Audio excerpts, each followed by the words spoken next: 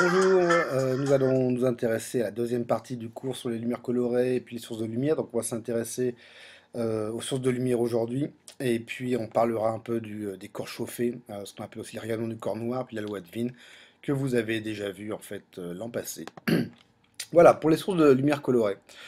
Si on prend une DEL et puis une lampe à incandescence, donc une lampe classique avec un filament mais muni d'un filtre rouge, on va avoir la même sensation, la même sensation de couleur rouge. Euh, et pourtant, si on s'intéresse au profil spectral de ces deux lampes, on s'aperçoit qu'on n'a pas du tout la même forme.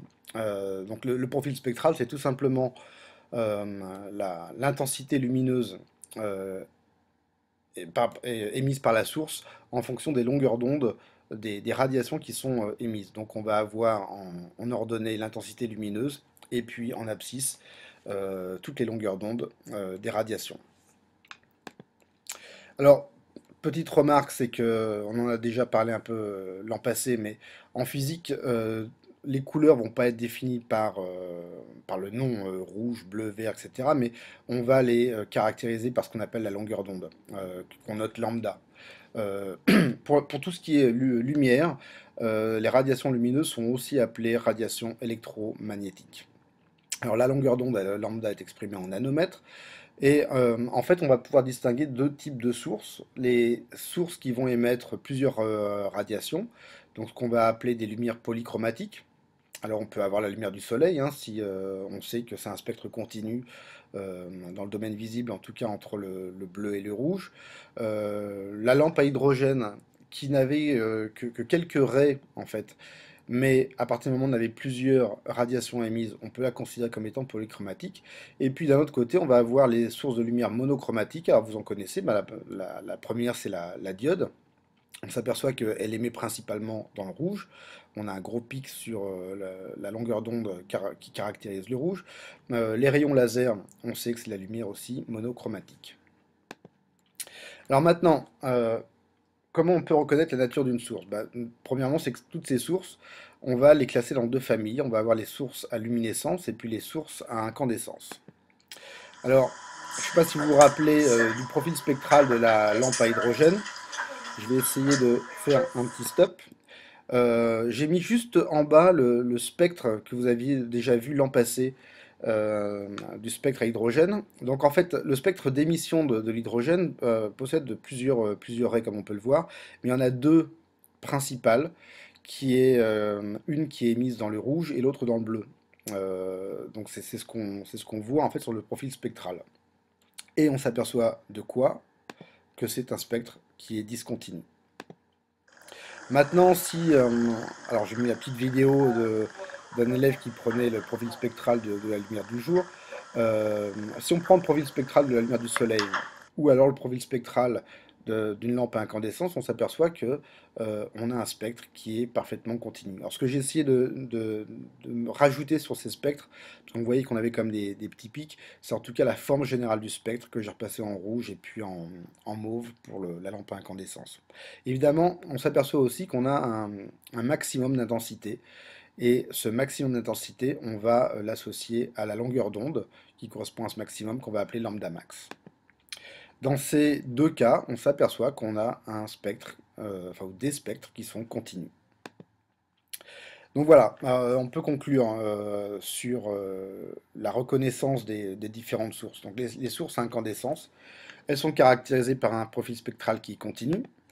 Euh, et chose importante à retenir, c'est que même si vous prenez le soleil c'est une étoile, comme toutes les étoiles, ça fonctionne avec la fusion de l'hydrogène, donc il y a une émission de chaleur.